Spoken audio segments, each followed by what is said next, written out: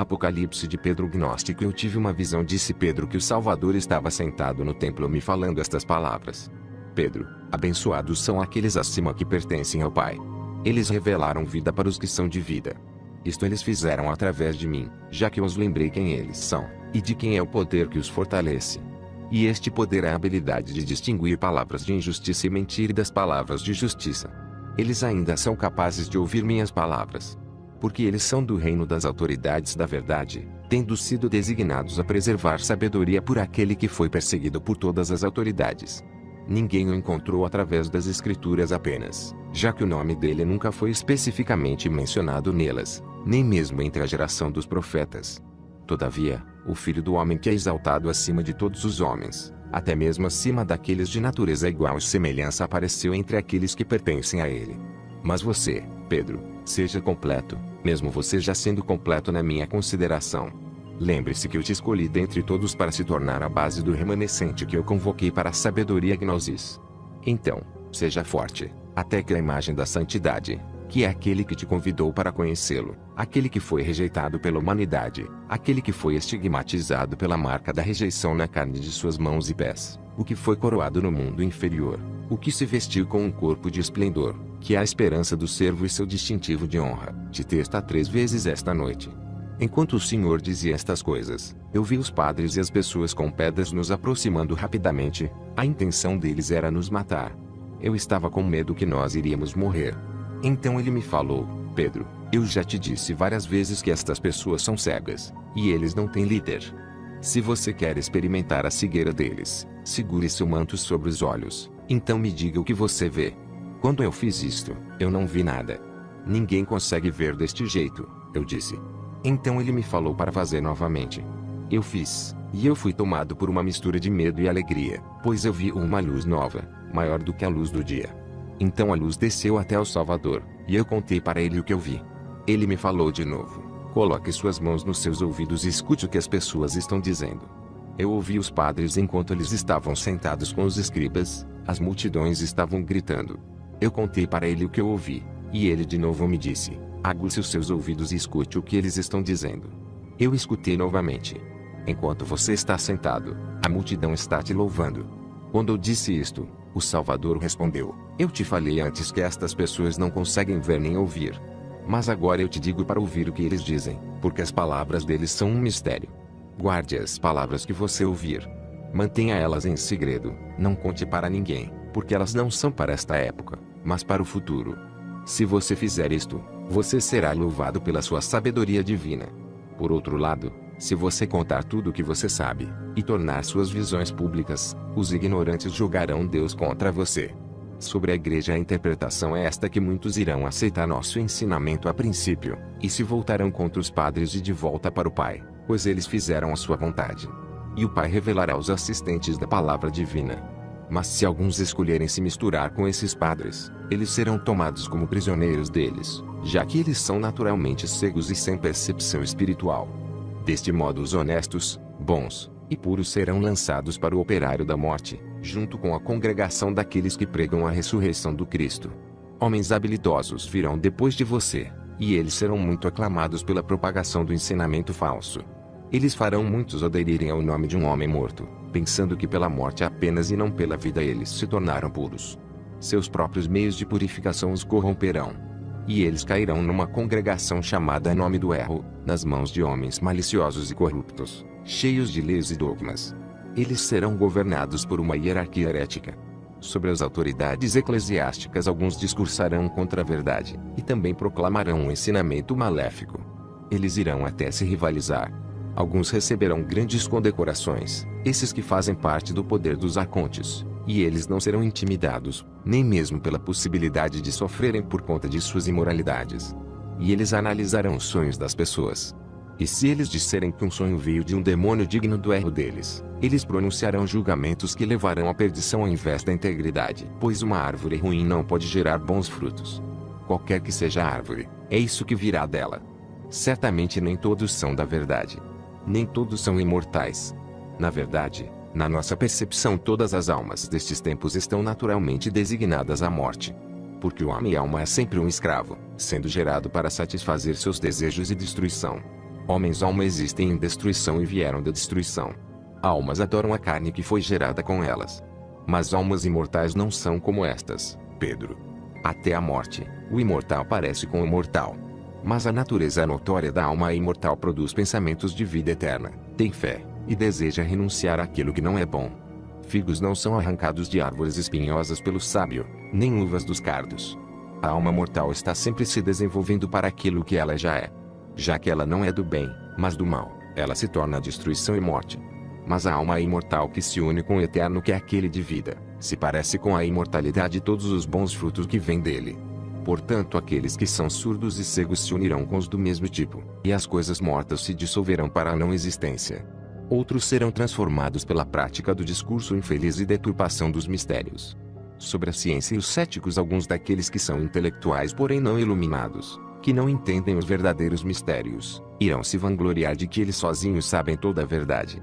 Eles irão acreditar em suas próprias fábulas, então, estando com inveja dos imortais, irão arrogantemente e orgulhosamente tentar trazer outros para o ponto de vista deles mesmos.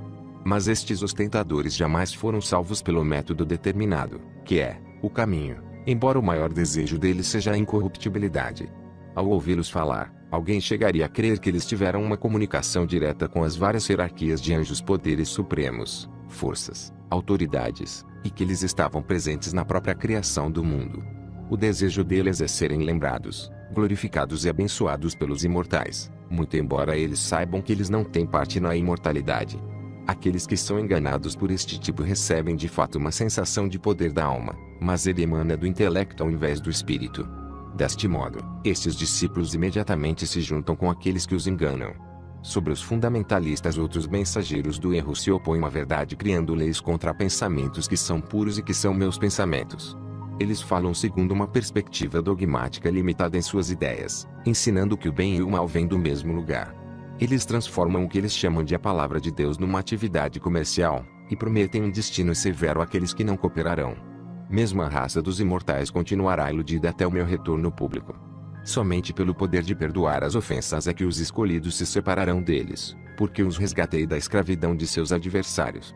Ainda assim, os libertos criarão uma sobra de imitadores em nome de um homem morto, que de fato é Hermas, o filho mais velho da injustiça, para que a luz que existe não seja acreditada pelos pequenos.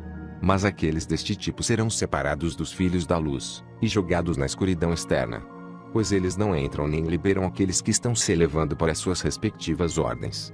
Sobre as mulheres se tornando freiras, outros ainda acham que podem aprimorar a sabedoria perfeita que a fraternidade já possui, ou seja, a sociedade espiritual daqueles unidos na comunhão, através da qual o matrimônio de incorruptibilidade será revelado. Uma sociedade semelhante de imitadores aparecerá e será chamada de a Irmandade. Estas irmãs irão oprimir seus irmãos dizendo coisas do tipo: já que a salvação veio do úteros, Deus deu privilégios especiais às mulheres. Elas não sabem da punição severa que terão que passar por se aproximarem e aprisionarem os pequenos com esta enganação. Até alguns que estão fora da nossa sociedade se deram nomes impressionantes, como reverendo tal e tal, bispo alguma coisa, diácono não sei das quantas, e falam como se tivessem recebido a autoridade diretamente de Deus.